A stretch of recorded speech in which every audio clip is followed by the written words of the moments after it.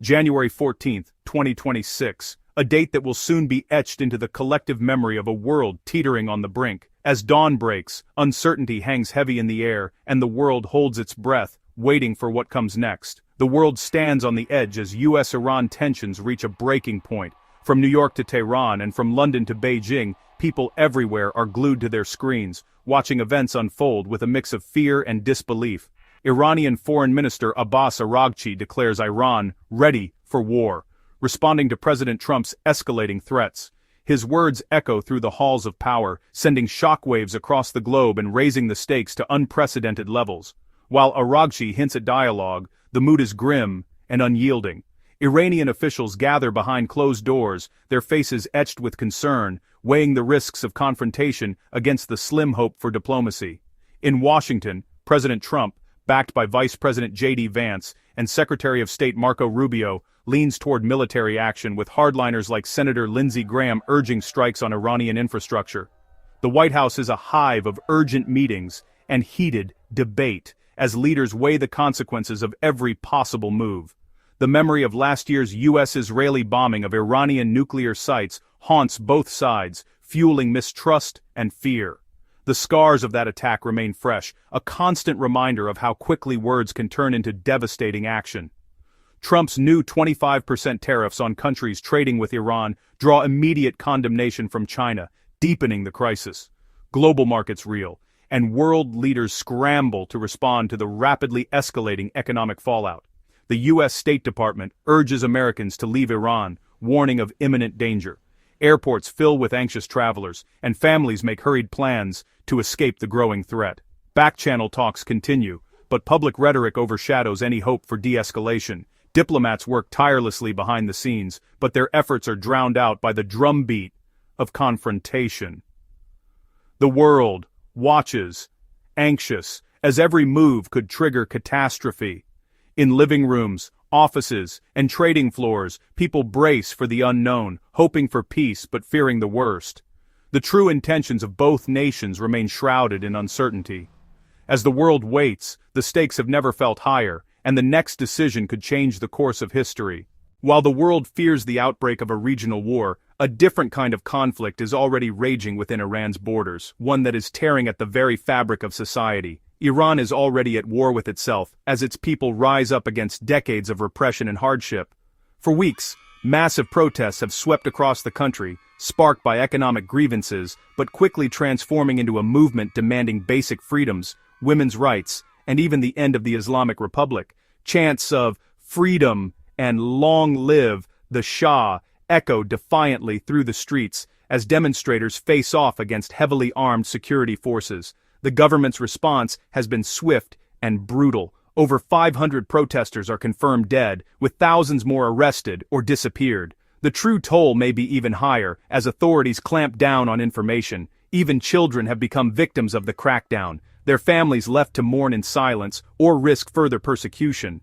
The regime's security forces, including the feared IRGC Sabrin Brigade, have deployed live ammunition and military vehicles to crush dissent, especially in the restive Kurdish regions where resistance is fiercest. The government brands protesters as terrorists and foreign agents, using propaganda to justify its violence and to dehumanize the opposition in the eyes of the public.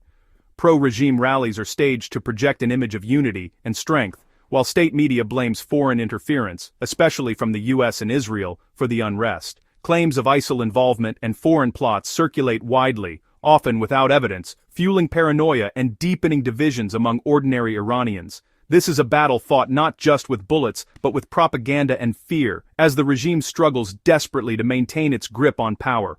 Iran is a nation deeply divided, its future hanging in the balance as its people fight for change, and the world watches, uncertain of what comes next. The fight for Iran's future rages online, where every message, post, and video can spark hope or fear. The battle is waged as fiercely on social media as it is in the streets, with every protest amplified by digital voices. Social media has become a lifeline for protesters, organizing rallies, sharing real-time updates, and exposing the regime's brutality to the world. Every tweet, every video, is a call for justice and a plea for solidarity.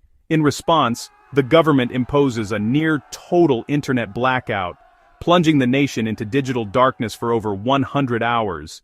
This blackout is not just a technical measure, it's a calculated move to isolate Iranians from each other and the world. The blackout aims to silence dissent and hide atrocities, making it nearly impossible for journalists and human rights groups to verify events or report the truth. Yet resistance persists. Some protesters risk everything to use smuggled Starlink satellite equipment, secretly reconnecting with the outside world and keeping the flow of information alive.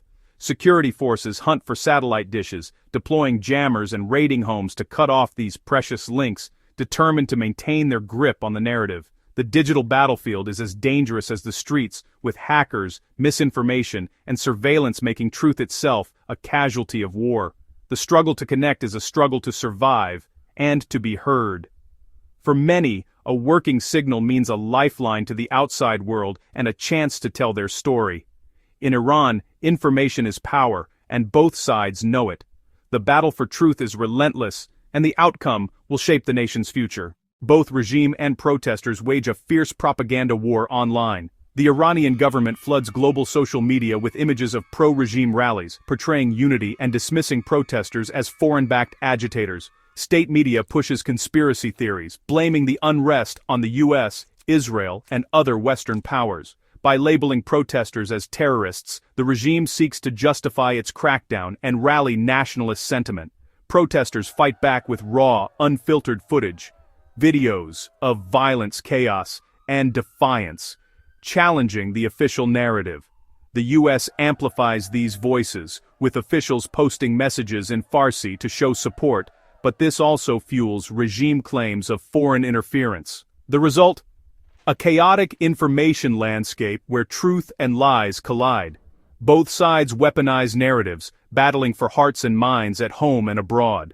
In this war, perception is as powerful as reality. The world's response is fractured and tense, with uncertainty clouding every move. The UN condemns Iran's crackdown, but its words lack real enforcement or meaningful consequences. Europe takes a harder line, banning Iranian diplomats and deepening the diplomatic rift between the regions. Iran retaliates, summoning European ambassadors and accusing them of supporting unrest and foreign interference. In the US, debate rages. Trump's push for military action alarms Democrats, who demand congressional approval for any strike. Some US lawmakers urge intervention to aid protesters, others warn it would backfire, undermining the movement's legitimacy and goals. The West is divided, unsure how to help without making things worse for those on the ground. The crisis exposes deep international fault lines, revealing just how fragile unity can be.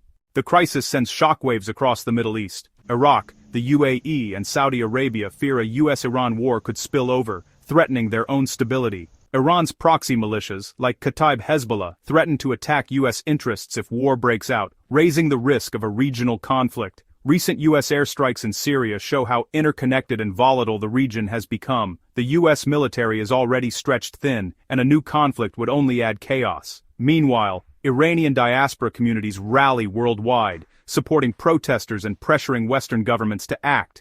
These global demonstrations boost morale inside Iran and demand accountability for human rights abuses. The region, and the world, waits, anxious and uncertain.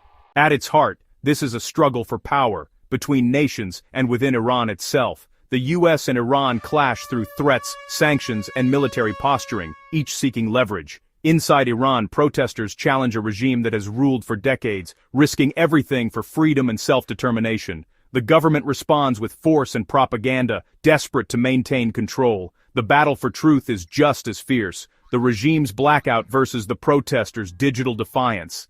Every video, every message is an act of resistance, shaping how the world sees this moment. Above all, this is a fight for freedom, a universal demand that transcends borders. The outcome is uncertain, the risks immense. But the desire for liberty, once ignited, is a force that cannot be easily extinguished. Iran's future, and perhaps the world's stability, hangs in the balance.